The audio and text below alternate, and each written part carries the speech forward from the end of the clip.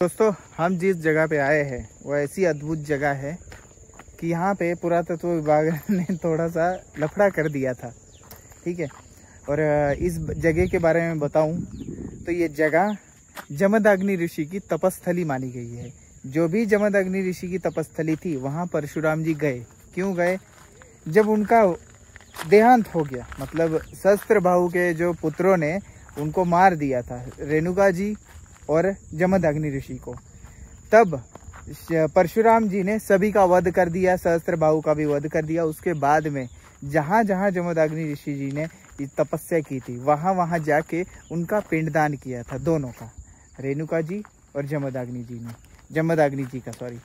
फिर वसी में से एक जगह ये है जहाँ पे वो जो पिंडदान किया था वो पिंड अभी तक है यहाँ पे। और उसमें से देखिए, आपको दिखाते हैं, ये देखिए, यही वो जगह है। ये रही वो जगह, देख रहे हैं आपको, ये रहे 5 है, 5 लड्डू है ये। और ये 5 लड्डू दोनों के 10 थे, लेकिन पुरातत्व विभाग ने 5 लड्डू काट के ले गए थे वो पत्थर से, और 5 यहीं पे है। वो गांव वालों ने काटने नहीं दिए थे। और इस गांव को, जो तुरनाल गांव है, इसको 5 लड्डू गांव भी बोला जाता है। इसी से 5 लड्डू गांव बोला जाता है। देखिए, यही वो जगह है जहां पे परशुराम जी ने रेणुका जी और जमदग्नि जी का पिंडदान किया था। पिंडदान हर तपस्थली में किया था, लेकिन यहाँ पे पिंड अभी तक शेष है, बनाए गए थे वो। 10 लड्डू थे, लेकिन 5 लड्डू तो ले गए थे। तो ऐसी ये जगह अद्भुत, और यहीं पे हम करने वाले हैं, पिंडदान करने वाला हूँ मैं भी अपने पूर्वजों का। और एक मेरे मित्र है बलराज जी, हिमाचल प्रदेश से है, उन्होंने भी बोला है कि उनके भी पूर्वजों का करे, तो इसलिए उनका भी करने वाला हूँ। ठीक है, अभी वो सब कुछ हम क्रिया दिखा नहीं सकते, ये उसकी वीडियो नहीं बना सकते, इस वजह से मैं वो यहाँ पे रुक के करूँगा, फिर आगे बढ़ूँगा।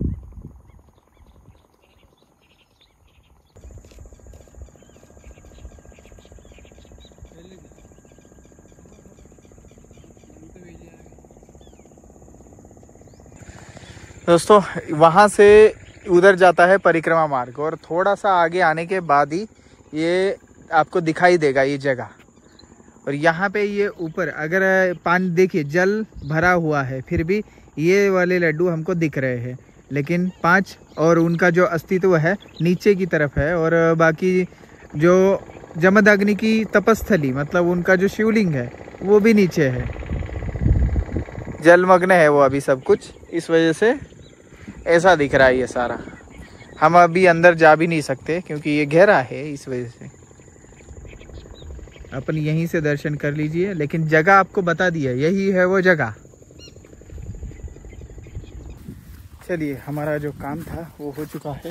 ये देखिए, अब हम थोड़ा समय लगा हमें, लगभग 1 घंटे का समय लगा। उसके बाद हम चल पड़े हैं आगे की तरफ। इस खेत होते हुए फिर से आके इधर जाना पड़ता है ऊपर की तरफ, क्योंकि आगे क्या है, आगे भरा हुआ है मैया का, और खेत डायरेक्ट है, इस वजह से जा नहीं पाएंगे, इसलिए ये इधर से रास्ता बनाया गया है। लेकिन किनारे किनारे ही है, हम टेंशन मत लीजिए, ऐसा ही रास्ता मिलेगा। और ऐसे ही मिले तो अच्छा है, क्योंकि क्या होता है, अगर दूर से निकले ना हम, तो बड़ी दिक्कत होती है धूप के समय में। जहाँ जहाँ परशुराम जी ने पिंडदान किया है, माता रेणुका जी और जमदग्नि ऋषि का, वहाँ वहाँ पिंडदान की बहुत प्रथा है, मतलब महत्व है।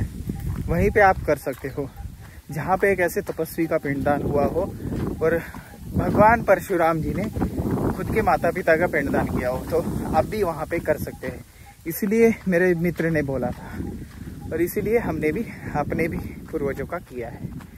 चलिए, अब आगे बढ़ते हैं। ये रहा, ऐसा नहीं है कि और जगह नहीं है, और भी आगे जगह है, बहुत 3-4 जगह है और जहाँ पे पिंडदान का महत्व है। ये सूख गया है। देखिए अब हमें काफ़ी रास्ता ऐसा ही मिलने वाला है। माँ की ऐसी नीली नीली छटा हमको ऊपर से देखने को मिलेगी और उनके दर्शन करते करते हमें आगे का रास्ता ऐसा मिलेगा। कच्चा रास्ता, कोई प्रॉब्लम नहीं, और बहुत सुंदर रास्ता, और बहुत अच्छे से दर्शन होते हुए हम आगे बढ़ेंगे। आगे बहुत अद्भुत अद्भुत स्थान है, अद्भुत जगहें हैं और गुफाएं, ऐसा वैसा, मतलब प्राकृतिक जगह है। बहुत तीर्थ स्थान भी प्राकृतिक, उनमें ज़्यादा छेड़छाड़ नहीं वाले वो आगे ही है, छेड़छाड़ वाले तो पीछे अब चले गए। लेकिन बहुत सुंदर स्थान होंगे। बने रहिए आप राम राम इंडिया चैनल पे, और आपको ऐसे ही माँ नर्मदा जी के तथ्यों के बारे में आपको बताएंगे और पूरी जानकारी के साथ में देंगे। ठीक है, ऐसा नहीं कि सुना सुनाया ज्ञान, मैं सुना सुनाया ज्ञान कभी नहीं बताता, मैं कहीं ना कहीं तो पढ़ा हुआ होता है। अब देखिए माँ नर्मदा जी के बारे में ना सिर्फ नर्मदा पुराण में ही नहीं है, वायु पुराण में है, ब्रह्मांड पुराण में है, भगवत पुराण में है, और एक दो पुराण में, मार्कंडेय पुराण में तो काफी विस्तृत में है। तो ऐसे इतने सारे पुराणों में है, एक एक तीर्थ का अलग अलग पार्ट ऐसा लिखा हुआ है, सारे तीर्थों का है। नर्मदा पुराण में तो बहुत ही कम है, नर्मदा पुराण में बहुत कम तीर्थों का बारे में है, बाकी वह तीर्थों के बारे में बहुत ज्यादा है। बाकी पुराणों में बहुत तीर्थों के बारे में बहुत ज्यादा है, तो उसमें भी पढ़ना पड़ता है थोड़ा सा, और उनके बारे में जानकारी निकालनी पड़ती है। जो हमने आज सुबह नेमावर के दर्शन किए, कल भी आपने सिद्धनाथ जी के दर्शन किए, और आज सुबह हम नेमावर से निकले, तो उसका वर्णन कहाँ है?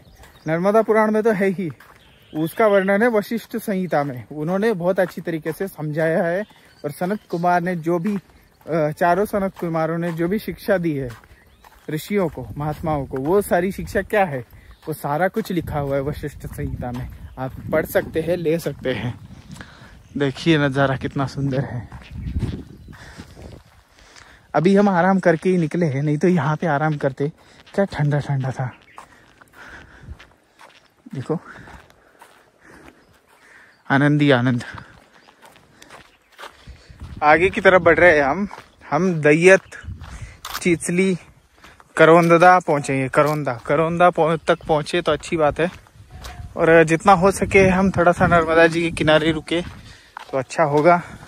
नर्मदा जी को यही बोलेंगे कि अपने पास में ही रुकवा लेना, दूर ना हो, सुबह शाम स्नान हो तो बढ़िया रहेगा, ऐसा हम बोल सकते हैं बस। बाकी उनकी मर्जी कि कहाँ रुकवाए वो। देखिए कैसे दिख रही है माँ, एकदम नीला नीला स्वरूप।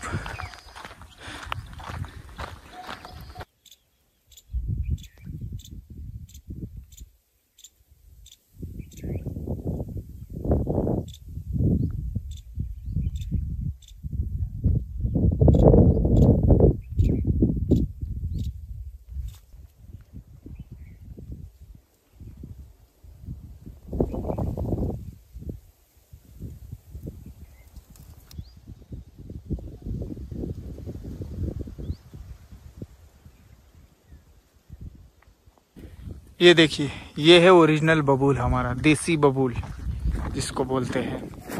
इसके पत्ते ऐसे होते हैं, और सबको पता है देसी बबूल कैसा होता है। देखिए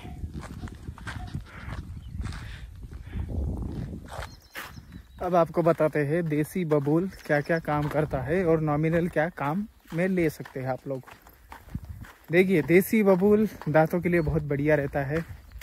उसका सूखा हुआ तना लेना है, सूखी हुई लकड़ी लेनी है, और उसको जलाना है, उसकी राख बनानी है, भस्म बनानी है, कांटे भी ले सकते हैं, उसकी भस्म बनानी है। फिर उस भस्म में पूरा कोयला करना है उसको। कोयला जब काला होता है ना तब कोयला हो जाता है। कोयला करके फिर उसका कोयला पीस लेना है। उस कोयले के पीसे हुए चूर्ण में मिला देना है थोड़ा सा सेंधा नमक या फिर काला नमक मिला सकते हैं। वो मिला के रख लेना है उसको, और जब सुबह सुबह उठे तब उसी को मंजन करना है। ब्रश से भी कर सकते हैं, हाथ से भी कर सकते हैं, और उसको रात को भी मंजन कर सकते हैं। तो ये मंजन बहुत अच्छा रहता है, कोलगेट से 100 गुना अच्छा होता है, तो ये दांतों के लिए बहुत बढ़िया है। अब उसकी गोंद की तरफ आते हैं। गोंद बहुत ही काम आती है, उसकी औषधि होती है गोंद बबूल की। वो सबसे बड़ी प्रॉब्लम आजकल के लोगों में कोलेस्ट्रॉल को कम करती है गोंद, और बढ़ा हुआ वजन घटाती है उसकी बबूल की गोंद। कैसे खाना इसको? सुबह सुबह पानी के साथ ले सकते हैं आप, पानी में मिला के उसको घोल के खा सकते हैं, या फिर ठंडी में गोंद के लड्डू खा सकते हैं। अगर आप ठंडी में 2 लड्डू सुबह खाली पेट खा रहे हैं गोंद के, तो गर्मी में खाना है 1 लड्डू, तो काम आ जाएगा। ठीक है, गर्मी में थोड़ा कम खाना है, और ऐसा ये बहुत काम आता है। तो ये नॉमिनल है, रोज आप कर सकते हैं ये सारी चीज़ें बबूल के साथ में। तो इस नॉमिनल चीज़ों से भी बहुत प्रभाव पड़ता है, इन्हीं चीज़ों से पड़ता है। यही हमारी शैली खराब हो चुकी है। जो नॉमिनल शैली है उसमें हमने जहर भर दिया है, जहर। तो फिर जहर है चाय, कॉफ़ी, खाली पेट पीना, खाली पेट ऐसी चीज़ खाना जो कि हमारे आंतड़ों के लिए बनी नहीं है। मोमोज, चाउमीन, ये न वो सब कचरा खा रहे हैं और कचरा ही बन रहे हैं शरीर। तो इस वजह से ये छोटी सी चीज़ें है, आम मिल जाता है बबूल, और बबूल पर्यावरण के लिए तो बहुत बढ़िया काम करता है। बबूल के पत्ते जब गिरते हैं तब उसका खाद बन जाती है, और ऊपर से क्या है, पक्षियों को सबसे ज़्यादा पसंद रहने वाला बबूल ही है। बबूल के पेड़ के ऊपर घोंसले आपने कभी भी ज़्यादा देखे होंगे, तो मैंने तो देखे बहुत, चिड़ियाओं के, गौरैया के भी घोंसले बहुत होते हैं। तो ऐसी चीज़ है ये बबूल, काम की चीज़। तो आप इस चीज़ को काम में ला सकते हैं, गोंद को भी काम में ला सकते हैं, उसके लकड़ी को भी काम में ला सकते हैं, और इजीली अवेलेबल हो जाता है कहीं भी कभी भी। ठीक है, चलिए आगे बढ़ते हैं। हम करौंद की तरफ जा रहे हैं। नर्मदा जी के किनारे किनारे है बिल्कुल। नर्मदा जी देखिए इधर दिख रही होंगी कहीं कहीं, ये देखिए इधर से पार नर्मदा जी ही है।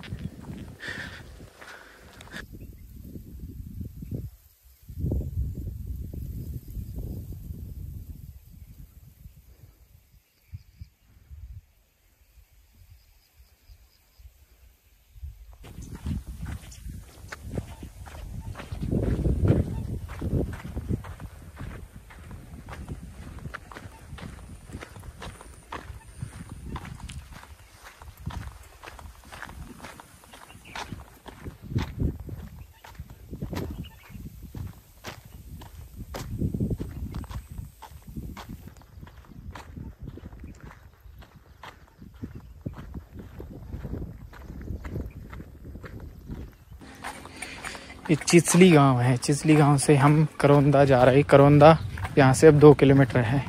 हम सोच रहे हैं करौंदा में ही रुके, देखो अब क्या होता है। करौंदा किनारे पे है ना भैया के, वहाँ पे स्नान हो जाएंगे।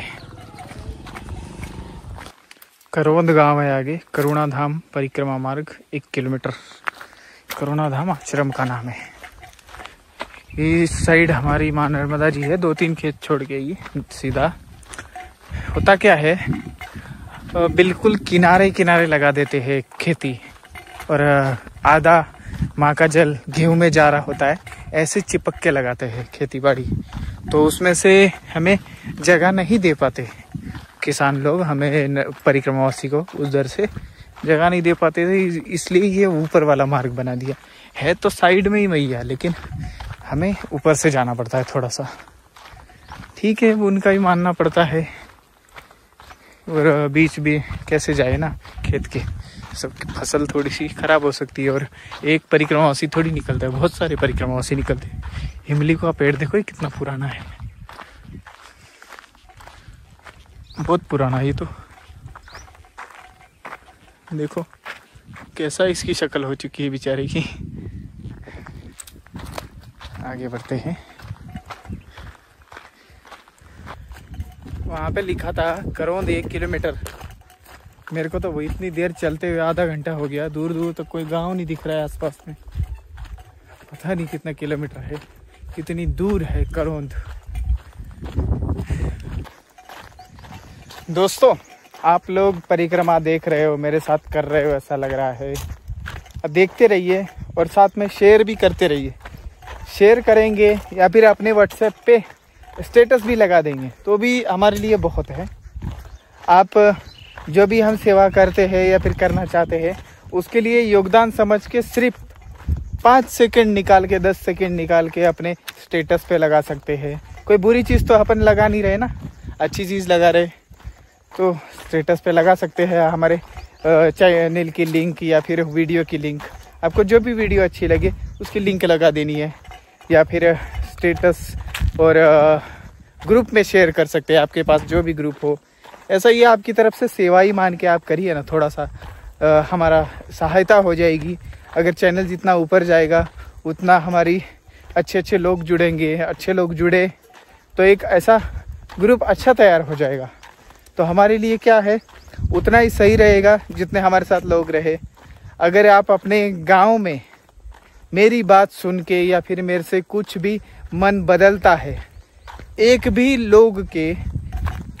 भी आदमी के अगर मन में लगता है कि हाँ भाई ये सही बोल रहा है, तो हमें पेड़ लगाना चाहिए, ठीक है। तो वो सब देख के एक भी आदमी पेड़ लगाता है, एक भी, तो हमारे वीडियो बनाने का कार्य सफल हो रहा है, ऐसा समझूंगा। एक भी आदमी एक दिन के लिए भी स्वच्छ करता है जलाशय जो भी अपने गांव में है, तालाब है या फिर नदी है, एक भी दिन स्वच्छ करता है, तो हमारा वीडियो बनाने का उद्देश्य सफल हो रहा है, मैं समझूंगा। तो ये सोच के थोड़ा सा आप इस वीडियो को आगे बढ़ाते रहिए, चैनल को आगे बढ़ाते रहिए, मेरे साथ दीजिए उस पर। हम प्रकृति के लिए काम करना चाहते हैं और आप भी करेंगे हमारे साथ मिलके। चलिए आगे बढ़ते हैं। आश्रम नहीं आ रहा बहुत देर से, कोई बात नहीं, आप शेयर करते रहिए, चैनल को सब्सक्राइब करिए, और जिन्होंने किया उसके लिए धन्यवाद, जिन्होंने नहीं किया वो कर लीजिए, ठीक है।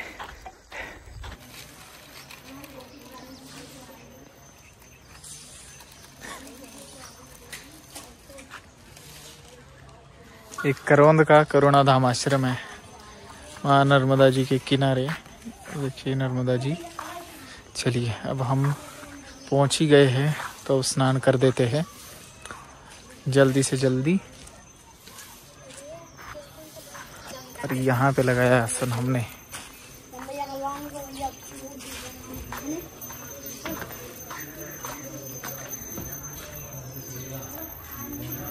वो देखो उधर लगाया हुआ है। देखो यहाँ पे हवन कुंड बनाए थे नीचे घाट पे, अरे पक्के हवन कुंड थे, सारे मैया ले गई, क्योंकि जल तो भरेगा ही ना, पात्र में बनाए हुए थे। और यहाँ है घाट में, उधर से उतरा, मेरे को घाट दिखाई नहीं इधर वाला। चलिए घाट पे अपन स्नान करते हैं आज तो। और मैया की कितनी सारी धारा बन जाती है इधर, देखिए बीच बीच में कितना घास घूस ये वो सब उगा हुआ है।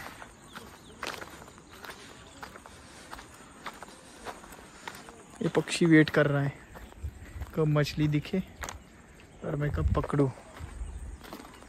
ये देखिए सुंदर सा घाट, बढ़िया घाट बनाया है।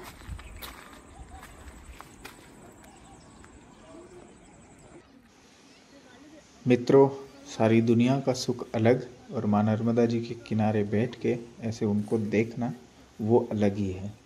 इसीलिए मैं सिर्फ वीडियो बनाऊंगा, आप सिर्फ देखते रहिए उनके निश्चल धारा को, बहते हुए धीरे धीरे धारा को देखते रहिए।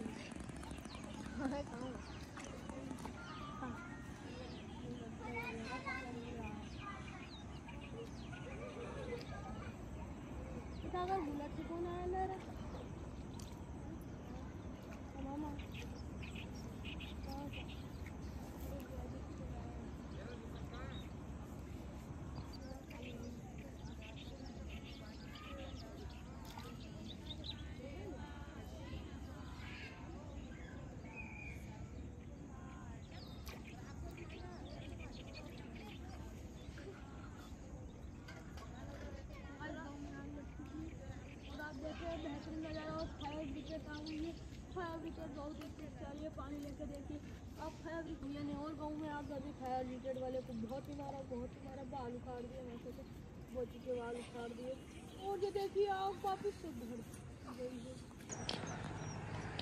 एक करौंद गांव का गोखुर घाट, नर्मदा जी के बीच बीच में ये टापू छोटे छोटे बने हुए, और ज़्यादा गहरी भी नहीं है यहाँ पे मैया। देखिए कैसा स्वरूप है।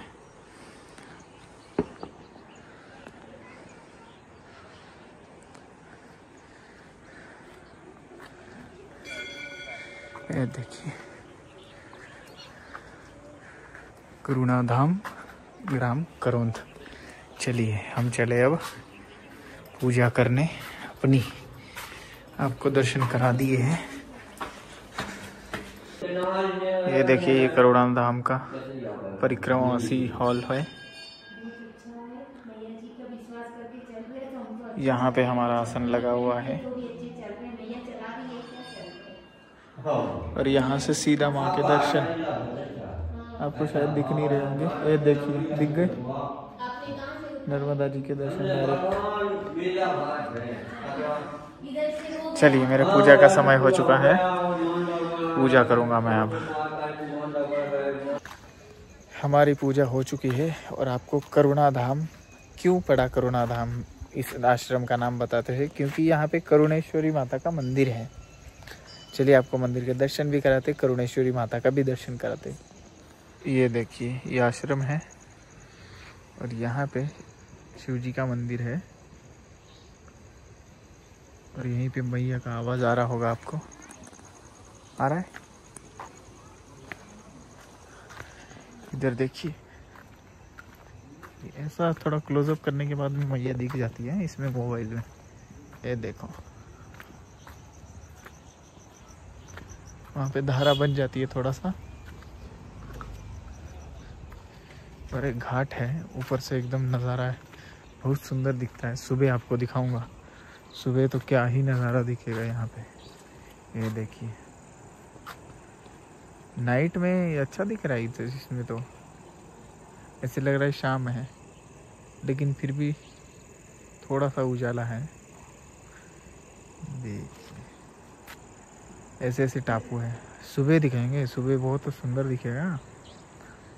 और इधर करुणेश्वरी माता का मंदिर है, देखिए ऐसे दिखता है दूर से ऐसे पास से।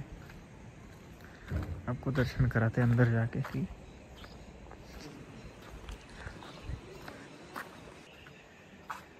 करुणेश्वरी मंदिर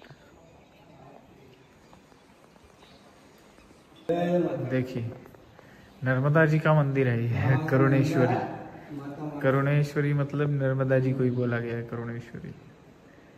वाह ये कॉन्सेप्ट पसंद आया भाई हमको। देखिए सुंदर मूर्ति है।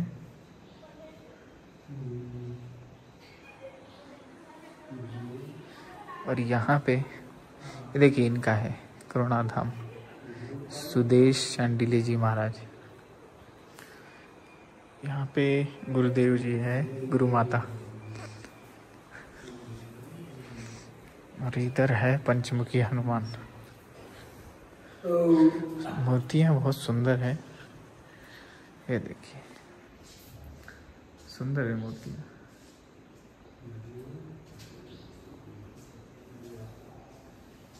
भाव बहुत सुंदर है जो चेहरे के, डिटेल्स दी गई है चेहरे में। और यहाँ के अपन पीछे जाते हैं, पीछे ना के एक यहाँ पे बहुत सुंदर चीज़ देखी मैंने। ये देखिए पीछे यहाँ पे 9 देवियाँ हैं और पीछे की तरफ है देखिए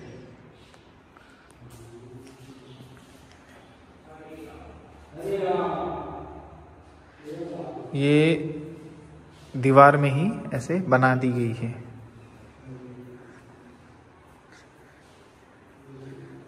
बनाया बहुत सुंदर है, अच्छा बनाया है।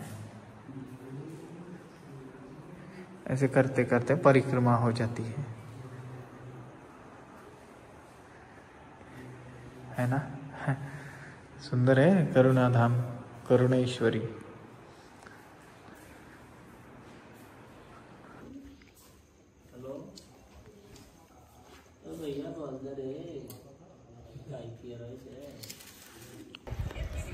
ये देखिए करुणाधाम आश्रम, कितना सुंदर नज़ारा दिख रहा है ये।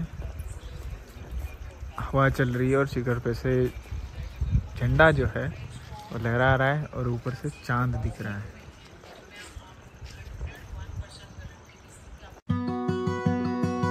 श्रावण के इस पवित्र मास में असली 7 मुखी रुद्राक्ष, वो भी पूरी तरह फ्री। जी हाँ, आपने बिल्कुल सही सुना।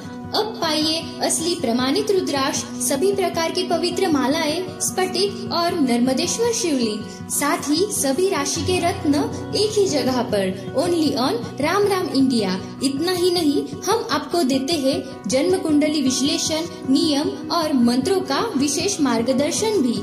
तो फिर देरी किस बात की, 8988651002 इस नंबर पर कॉल या मैसेज करके आज ही ऑर्डर करें। ₹1100 या अधिक के ऑर्डर पर पाइए असली 7 मुखी रुद्राक्ष बिल्कुल फ्री में। हर हर महादेव।